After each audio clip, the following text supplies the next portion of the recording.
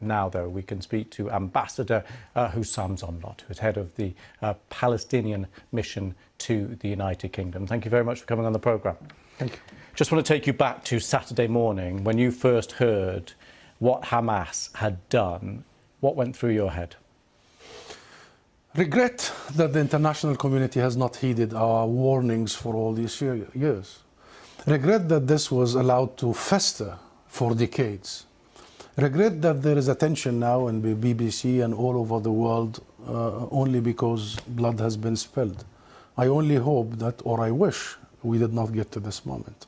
So you listed a number of things you regret there. Do you regret the loss of innocent life in Israel? Every loss of life is regrettable, of course, and tragic. Absolutely. The question is, how do we stop this? How do we provide an alternative path?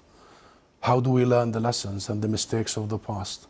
How do we treat the Palestinian people after 100 years of suffering equally to all other nations? How do we stop this demise into the mayhem that you have described? Do not underestimate people's will and desire for freedom, to end occupation and captivity. This isn't about Hamas only. This isn't about the last 48 hours. This has been ongoing for more than 100 years. It started here, by the way, Louise, in this very city.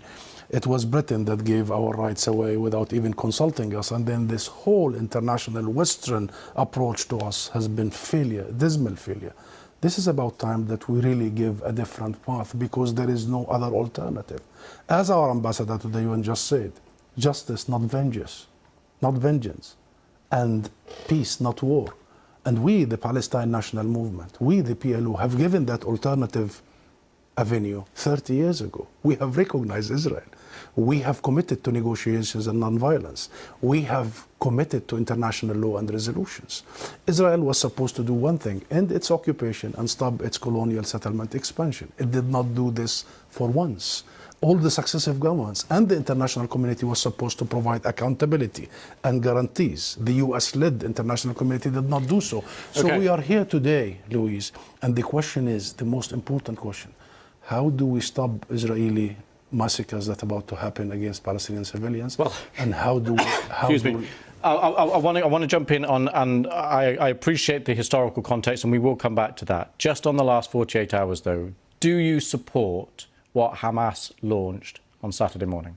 Well, this is not the right question, Louis. Really, the right question. It's an important question. No, it is not an important question because whether you support their action or not is an important question. No. It is not an important question. Hamas is a group, is a militant group.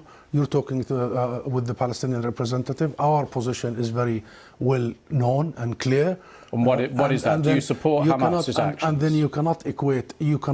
This is not about support or not support. I am here to represent my people, the Palestinian people, what they are going through. I'm not here to condemn anybody. And if anybody that needs to be condemned, it's what you call the only democracy in the Middle East, that is Israel, between parentheses, that is doing what you have just reported, targeting civilians. And this has not just happened the last 48 hours. Hamas was just targeting Palestinians, but you won't condemn that. I'll tell you one thing.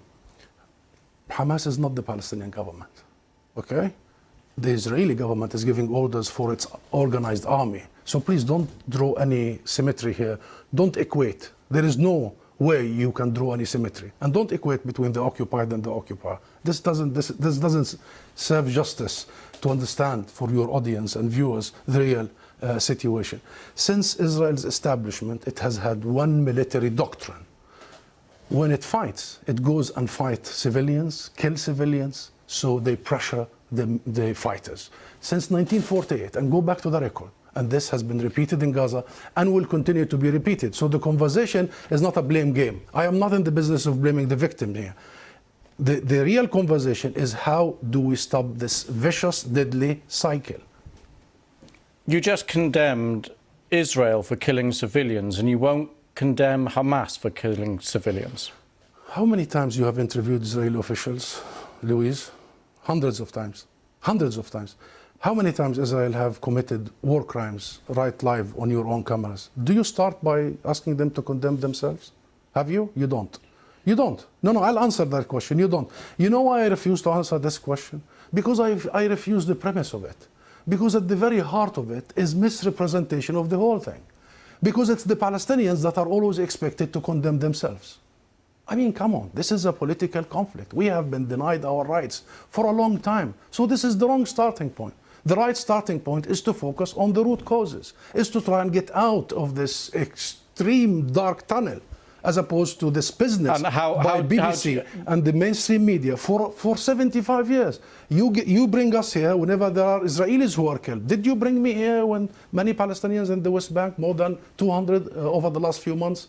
Do you invite me when there is such Israeli provocations in Jerusalem and elsewhere?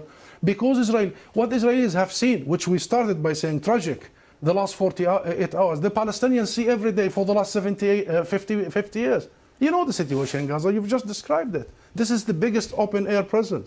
Those people, 2 million, have been taken hostage by Israel for the last 16 years. So I'm saying this just to say, Louise, perhaps this is about time we abandon this rhetoric, very dangerous, this framework, and we start giving people the real ugly truth sometimes. What is the solution in your eyes? International law. That's it. What does that mean? The equal application of international resolutions and law and legitimacy, as you did in Ukraine. Would you bring the Ukrainian ambassador here and start asking him to condemn some of his fighters? We need to fully and equally apply the rules that were created by the League of Nations after the horrors of the Second World War. We need to make sure that Israel is not the exception. It has been for the last 75 years. We need to make sure that nobody is above the law. Britain is renowned, Louise, for the rule of law. I think that's the solution. Israel is an occupying force. It is responsible to provide protection for the people under its occupation. And should they commit crimes and crimes against humanity in the coming hours and weeks, it must be held accountable by the international community and the international judicial system. Husam Zomlot, thank you very much for coming on the programme. Thank you.